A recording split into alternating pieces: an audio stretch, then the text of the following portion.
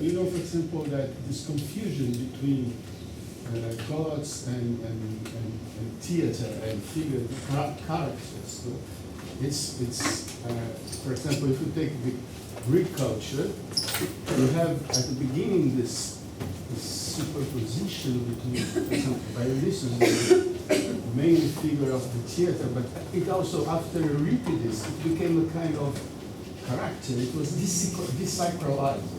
And as I knew before seeing the presentation, one of the characteristics of the Indian culture and of the Indian theater and dance was a kind of inseparable kingdoms between art and religion. I mean, both are very connected. So I think that is a very specific of Indian culture, that this kind of confusion between Ram as a folk culture and then used by far right to become a kind of symbol of the nationhood is very specific for the Indian culture. I'd like you to comment a bit.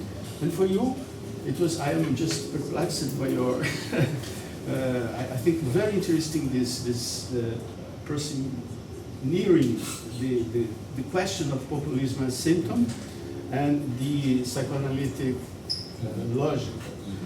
But I would like just to put something related to what I think that's, beside all the things you said that are very interesting, I think that in this populism matter, we have another ingredient, that is the affection. I mean, when you talk about charisma, we are always talking about some kind of pulsion that happens for once, for some, and not for the others. So the ones that has the capacity or the strain to affect really, they are the ones that will be occupying this place here for good or for bad, you know. But I'd like just to talk about, I'd like to hear you about this specific point of the affection. I mean, what really affects and makes someone have this power to affect and the others not. I think this is an ingredient important to understand populism. Sorry. Thank you. So, you could start your answer to me and then we open to. Thank you for your question. So the figure of Ram is something that has been popularized in parts of northern India as one of the folk heroes, and it's part of a storytelling process which is annually done during a particular time of the year, where the community sits and listens. There are many forms of singing, and so the whole tradition actually is of singing together or listening together or performing together. So it's been a part of a carryover from community practices which linked with formation of communities, also reaffirmation of community identities, to also go through a shift into Ram being identified as a god of importance. So Ram has not been a god in many other parts of India. So other communities have Ram as the best a folk figure, and we actually have quite joking stories about how Ram is this weak husband and indecisive husband and a bad husband actually. So we grow up with such stories. You laugh endlessly at the stories of jokes that are made in popular stories by very, very well-known writers. And that's never been something of a taboo. But in this world now, that book will be a taboo. I don't see it as a popular part of readings in the. So the thing is that this whole, it is a space which Ram had as a figure whose life was part of, it was, as a storytelling, it became a part of our lives and part of the way people would imagine a good son. So it was a good husband, good son who was trying to rescue Sita. So there were different kinds of readings, but there was also a kind of debate possible. People would say that, so why don't we write Sita and the Sita story? We shouldn't talk of Ram's story. So these were all kinds of debates that could be in the and were very much part of a public sphere. But this is not possible now at all. This whole push to make Ram this unified kind of, the unifying factor of all Hindus all over India, has now started to affect people, how people think of Ram, or at least mention Ram, in parts where Ram was never a figure of importance. See, or at least people keep quiet. Okay, no, I won't engage because I don't believe it. So it has, the beginning was to create this identity of the unifier in culture and replace all other local deities, the female deities that are important, for example, in Eastern India. So Ram has now this place of God of all gods. He's a fascist. Yeah, it's almost like that. And then utilizing it as a figure. Yeah. Sorry, can I just add something to what she's saying? You know, there was this book called 100 Ramayanas by A.K. Ramanji, one of our very major polyglot writer, translator. He had written this book called 100 Ramayanas, which was basically, tracing the Ramayana tradition through the South Asian region. This was a book which was prescribed at the postgraduate and even the undergraduate level at Delhi University. A few years ago, there was a demand to actually take this book off the syllabus. There was a demand that this book be banned. There were protests by student groups of the right wing, and as is predictable, it was taken off. So we no longer talk about the 100 Ramayans. We talk about one Ramayana which has been decided by somebody up there.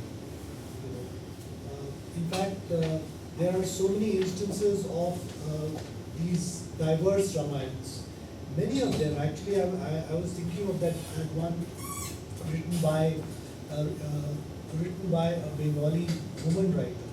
She's written this Ramayana completely from Sita's point of view. Okay? So in this Ramayana, Ram is not important. She sort of talks about her own sorrows, her own life, and Ram is a very sort of marginal character in this Ramayana. So this is the kind of tremendous diversity we've had in the rendering of the Ramayana story. But it's all flattened now. There is only one Ram.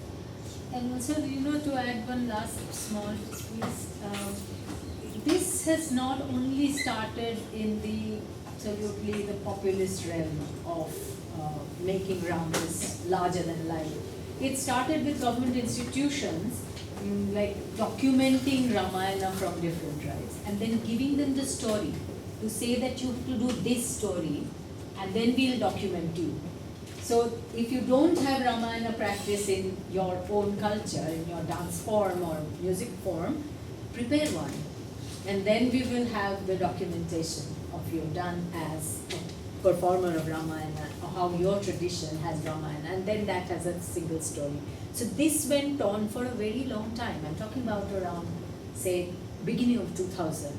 And one of the biggest art documentation institutions placed in Delhi actually did 3 projects on Ramayana, of local Ramayana stories, and documenting of local Ramayana stories, paying people, paying communities to make certain kinds of texts performative and then document it as their Ramayana. And they exist as now the record of Ramayana performances all over India. Okay, thank you so much for your question. Of course, facts are very important, and when you have such a tremendous, I would say, frustration on the global level, which now is 40 years in the long run, I would say, and that all changes and all effects that I presented were not employed in the direction of how to improve democratic order and to prevent global capital from destroying our social tissue. Then in such condition, those leaders that we are watching these days in this country, in Russia, in India, all around the world, in the United States as well, have a very, I would say, very easy task. Clownish. A clownish task, and in this shamelessness that we spoke about here, this is very easy to perform. You just need to be rude enough to do that. There It's is a low comedy. and then, yes, and there is no bravery in such. I think the problem is from that Tomislav mentioned today. One level is affection, another level how these effects are translated or articulated to political emotions and then to political discourse. These three dimensions are very, very important. What Laclau calls form and force. These affects and emotions are fuel for the force. One of young political theorists from France, Jean-Claude Monod, wrote a book about what is to be a leader in democracy. He's very, very carefully analyzing it in providing what would be a proper charisma for democratic order. And he thinks that all these, masters, shepherds, and all the other metaphors are completely undemocratic. What he finds, of course, as a minimal definition of leader, although he's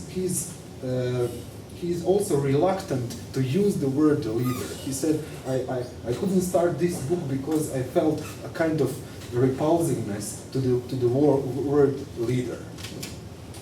And he said that is, first of all, the person who can persuade others to follow him. And that is the minimal definition which is proper for him for politics, for a political leader. And then he tries to disqualify so many different political leaders based mostly on these principles. And he speaks about 4 charismas which could be and which have had a positive function in democracies. That is charisma of the foundation, of founding fathers, then charisma of resistance, charisma of justice, and charisma of equality. And this is a kind of, I'm not so satisfied with this answer. Political leaders function, as Laplanche would say, as enigmatic signifiers. The question is how they will perform their duty, and we should be, of course, very, very aware of that. But how to control that's another problem. I don't know. Uncontrollable. I think that we are left to a kind of failure of all these demagogues and Caesaristic leaders today. We are left to their failure, and then we can repair what they have done. This is I'm here not so optimistic. I'm very skeptical. But what is I think one of the, among all these things, one of the, I think, very important ingredient is this conspiracism. Conspiracism and thinking about all those leaders who are now having the power, and they're usually abusing that power, and if they stay at their position, they will develop a dual state and capture all these institutions. They will put their people inside, as we saw how they do at the JNU, for example, and how it's to, just happening in Brazil. and how to correct this. That will be a very, very hard problem. I think we should start from defeat and then build again whatever they destroy. Yeah. Thank you. Well, I have a question. Do you know the historian Enzo Traverso? Well, to him, populism is a style. And he thinks that to be able to understand what we call populist governments, you need a lot more than that, you know. So he's kind of skeptical of using even the term populism because he thinks that it isn't enough to define it. You know? And here you have a large elaboration. You know? But would you still keep to the word style? I mean, you do have. No, I think that is very reductive definition, which doesn't take into account followers or citizens. Here, this is the framework which tries to capture both sides. Populism is always a form of interaction. One young scholar from my faculty wrote an excellent book about anti-bureaucratic revolution in Serbia in 1980s, and there he explains the rise of Slobodan Milosevic into the power, and he shows that it is impossible to understand in the right way, I would say, populism as a political phenomenon out of studying these interactions. I mentioned that what they produce is usually a kind of reductive participation. He made several researches, which is excellent microanalysis. He was analyzing this process by using social movements methodology, and he showed that, for example, that mass uprising was, and a number of protesters, for example, were much bigger after one session of Communist Party of Serbia, when Slobodan Milosevic said, yes, those people are protesting as Serbs, because they are attacked as such. And that was a contract with the devil, I would say. He made a contract with the devil before, in 86. And even after a few times. Of course. He appeared at Kosovo in 1986 as a father figure.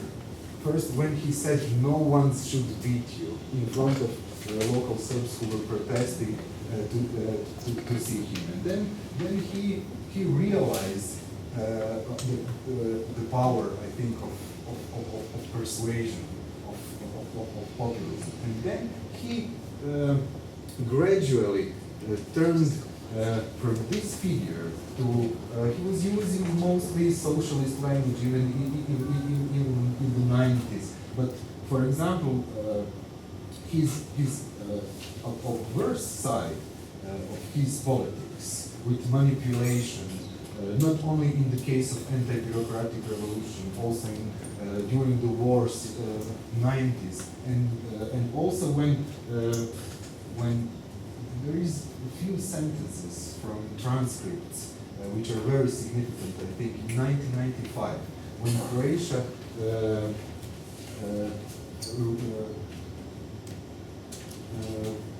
freed its occupied territories, and more than 150,000 Serbs from that area fled to Serbia. And then he ordered,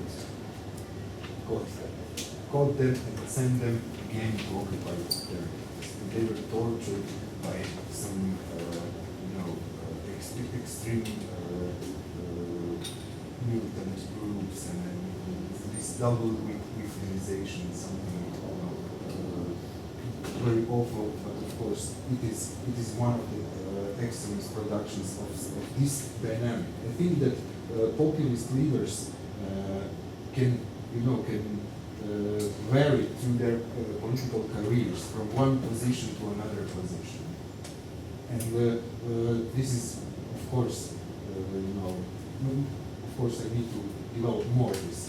And would you, sorry, and would you classify Bolshevism as a left-wing populist? Would you see Bolshevism as a left-wing populist? Well, partially. I think he also used this idea of, if you see some of his commercials For example, I'm Hugo Chavez, I think that one is the most symptomatic. He was also relying on this idea of unified body, and those leaders do not produce the liberal democratic order. They produce some form of reduced democracy, maybe electoral democracy, but they have strong need to control the state and the participation of their citizens. But his rhetoric was, I think, first of all, anti-American, and this nationalizing was, of course, socialist kind of oil industry was socialist measure, but he is a populist, of course. Questions? First for Nebosja, why do you think that today most of these events that we call traumatic events not leading to the possible emancipation of the community, but always to the conspiracy theory to production of the populism? Because, for example, Alain Badiou wrote even the book about the traumatic events from the real, as a basic, structure of possible emancipation. Yes, that's right. Partially I answered this. Yeah, I know, but just to clarify it is possible. It is possible. It is a matter of partial political culture. You have different, more problematic, but more pro-democratic, but also populist movements like 15M and Indignados in Spain.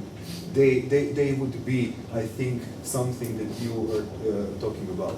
They are prone to more egalitarian politics. This, of course, is partially related to their problems, to the political culture, to the way they organize, and to their political leaders. That this is a combination of all these things. And I think that in Spain, you have a very specific situation where you don't have such a huge, for example, as a symptom again, not so huge anti-minority discourse. And what is the difference?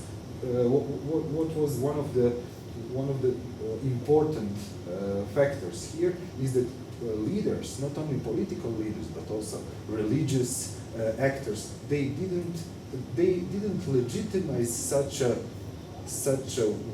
language. So if leader speaks in such a way as, for example, Donald Trump, that is much more significant than some other small people protesters speak about it. His speech, or even silence to some alt-right violence, could produce more legitimation and more fuel to such problematic and anti-democratic acts and processes.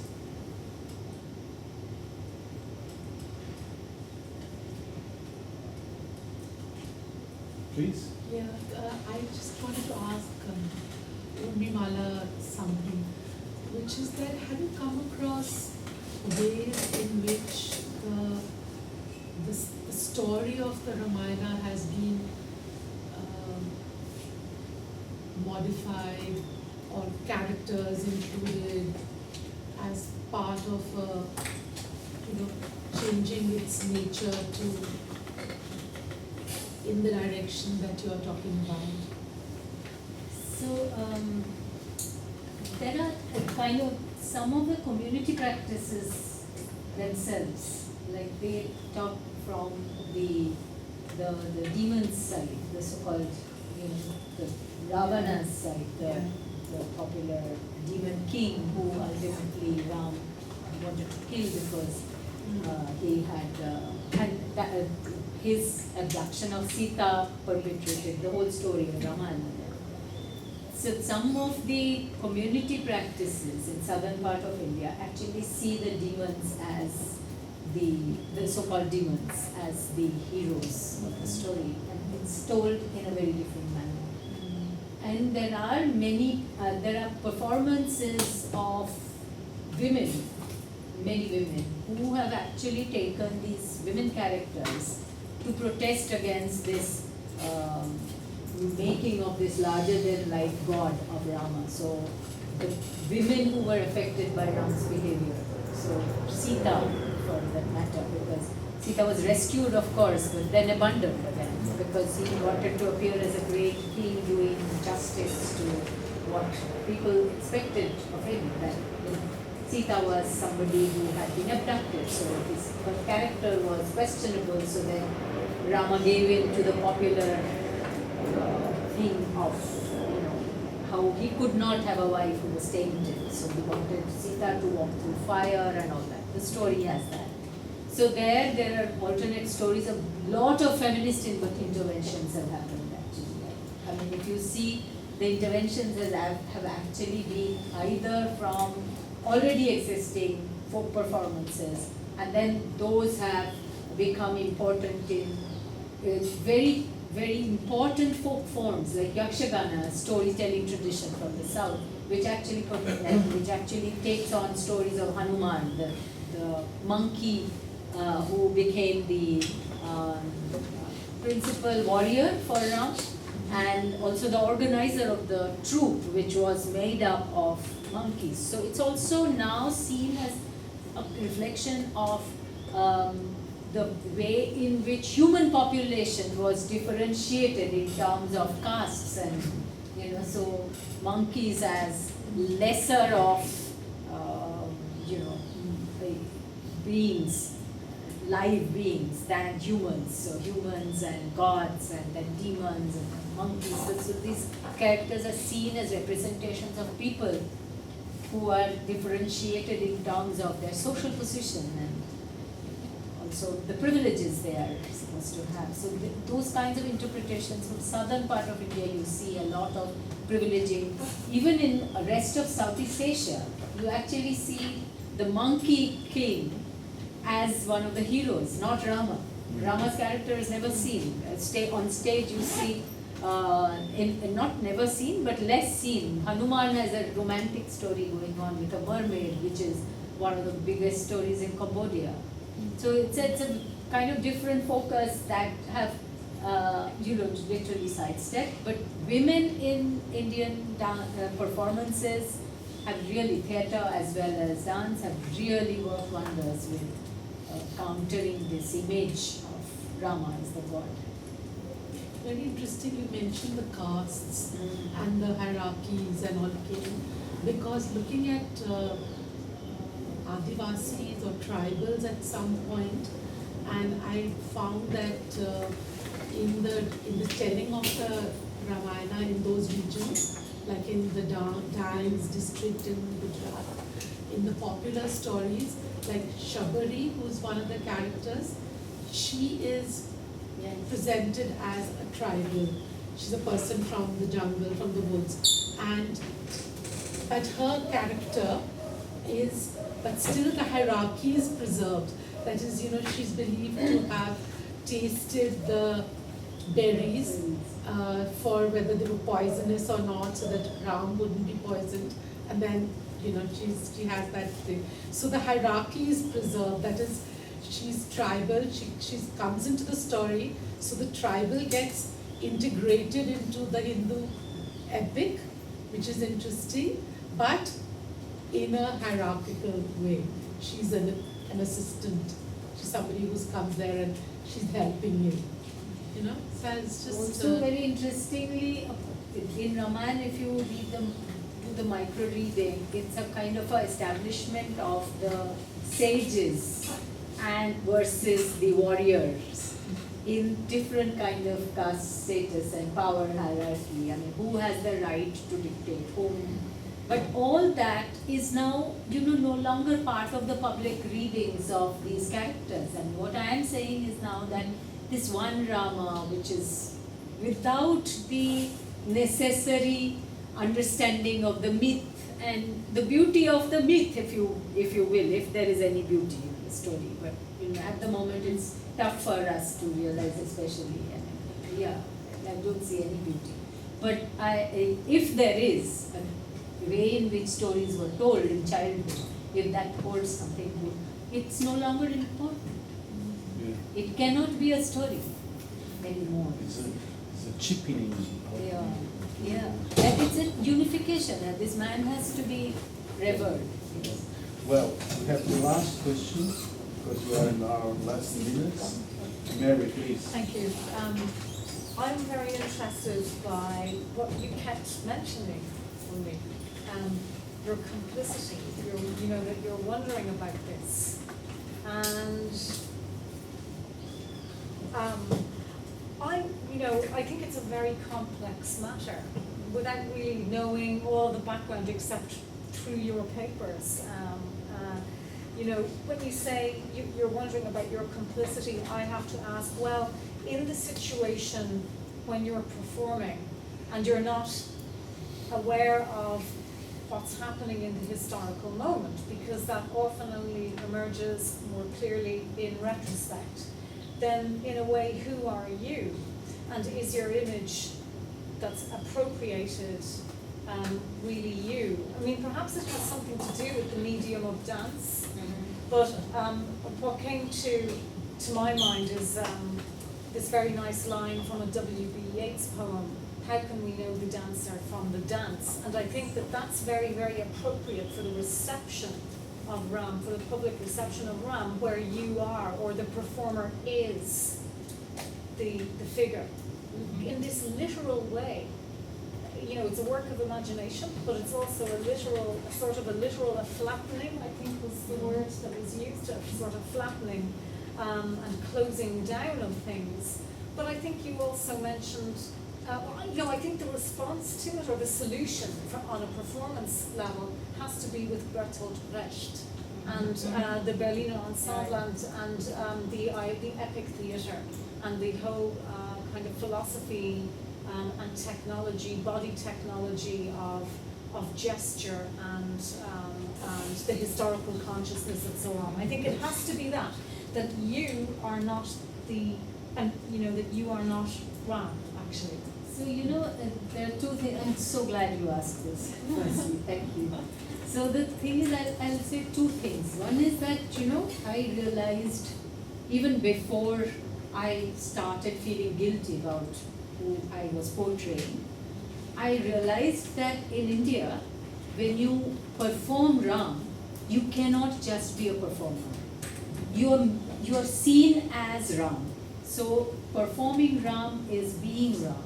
And that is a big adjustment for a person who comes from a atheist family, is brought up by two communist parents who are out and out communist, unrelentingly communist all in their lives. So it was a kind of space where on one hand I was feeling very proud that I was being chosen at that age of 20 to be Ram, and then I went on being Ram. So that meant that I was also one of the best dancers in this academy. But also at that point, understanding that the responsibility is not nice. It's something, even without being almost feeling guilty about, being a perpetrator of violence, I did not have to go there to feel not nice about the whole thing, because you don't feel implicated until people start putting children on your feet and saying the blessing. And then as I said, I keep on wondering whether the child was taken to a doctor or whether they believed my fake rising and raising of hand and blessing that child, because I was in my act. I could not move away. That was my duty as an actor, to perform. You have to perform. Your performance must go on. And on that other hand, you were actually doing something to real life. So where do you keep your realness and that acting self? And this is the second thing I'll finish with. There are instances where people I am dressed as post-trauma, somebody who has changed, who has worn a sari and who is all feminine, and then some woman comes and lies down on the road touching your feet, and this woman is a principal of a college. What kind of belief system do you encounter there? that, who are you? I no longer am Rama. Why are you forcing me to be?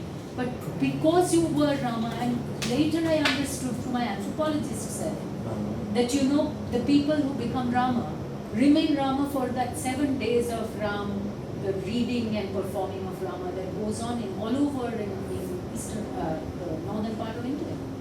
So it's a season of Rama. And you get Rama and Rama's spaces all over. It's a performative world that is created. People move from one place to the other and call those spaces by the name of Rama's history. So it's just, the mytho-history of a perfect order where you become complicit in this storytelling just by having been Rama at some point. You may be a woman, it doesn't matter to people. So It's let's- like Grotowski in India. Right. Yeah, isn't it? You prepare It's it, real. It's actually thinking how it's real. go to It's the very unpleasant. Yeah, but it could be unpleasant because It's very unpleasant. it's related with the religion and Yes. with the belief systems. Well, Yeah. you want something? Can I have? Yeah, the last line. I understand your discourse. If you're coming into it from a certain perspective, you're being able to separate the role from your own self, and so you created that gap. You're conscious of that. But I was just wondering, texts like the Ramayana, of course, Tulsi Ramayana in particular. Tulsi Ramayana is so there is an original so-called original Ramayana which is composed in Sanskrit by Valmiki. But the more popular Ramayana, which is known by people across the length and breadth, certainly of northern India, is a Ramayana which was composed by a poet called Tulsidas. Now the Tulsi Ramayana is basically not, a lot of people who know this Ramayana don't know it through reading it. They know it by listening to it. And therefore there are people who can recite the entire Tulsi Ramayana because they know it by heart. See, the Ramayana is a kind of text which helps them understand life, history, politics, philosophy, what you have. So whenever they are talking to each other, if they want to explain something, they'll immediately pick up a reference from the Ramayana and say, see, this is what he says there, this is what I mean. So it becomes a kind of, it's a text which sort of imbues your entire life and being and selfhood in a certain sense. So I was just sort of saying that, you are coming in from a very different kind of perspective, but for people who sort of believe that this is wrong, this kind of lack of distancing, it has very much to do with the fact that this text has sort of permeated the self of people in a way which is very difficult to understand sometimes. Because it's not a text which they are reading, it's a text which they are hearing all the time. And so musical, the Tulsi Ramayana is so musical, they sing out verses from it, and they enjoy sort of participating in some kind of a community activity also. Yeah, it's actually interesting because you see, my relationship with this acting and being has also changed, and how I write about it has also changed, because I think you access memory according to where you are, what your relationship is to that particular moment of current. So it's still changing as I go back to what I think of what I was doing. So it has been a kind of rewriting. And if you see, the beginning of it is the understanding, the reading started with us reading the text as a socializing text. A text which talks about what is behaviorally good, what is behaviorally bad, what a prince must do. He never must be arrogant, but he must know. He must be brave, but he must not be brazen. So these kinds of what you should not be define what you should be. So we were also given a kind of understanding of the text. But the text also became something different as times changed for us, who read through the text from the audience's perspective. As the audience changed, as the expectation changed, I think my story keeps on changing constantly. But this is very much a part of what you're saying, this mid-80s phenomenon when it gets televised on national television. The performative local folk traditions and the oral traditions of the Ramayana were very different. When it got into the electronic media, it suddenly underwent a kind of standardization and flattening of. Well, I'm sure that all of us are looking forward to read your experience Oh, yeah.